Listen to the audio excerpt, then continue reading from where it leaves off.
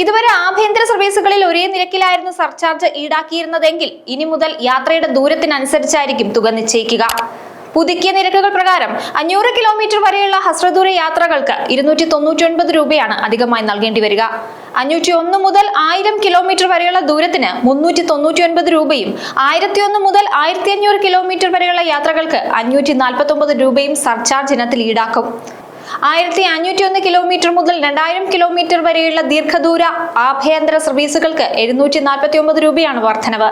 2000 കിലോമീറ്ററിന് മുകളിലുള്ള യാത്രകൾക്കാണ് ഏറ്റവും ഉയർന്ന സർചാർജ് നൽകേണ്ടി വരിക.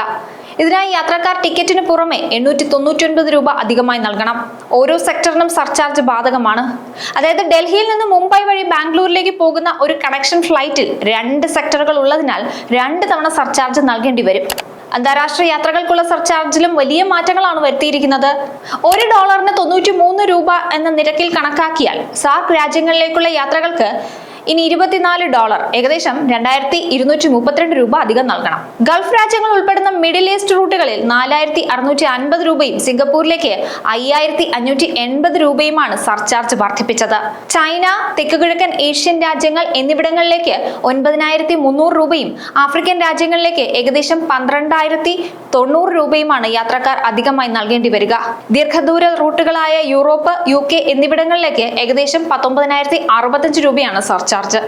ഏറ്റവും ഉയർന്ന തുക ഈടാക്കുന്നത് അമേരിക്ക, ഓസ്ട്രേലിയ തുടങ്ങിയ രാജ്യങ്ങളിലേക്കുള്ള യാത്രകൾക്കാണ്. ഇവിടെ ഒരാൾക്ക് ഒരു സെക്ടറിൽ ഏകദേശം 26040 രൂപ വരെ അധിക ബാധ്യതയുണ്ടാകും.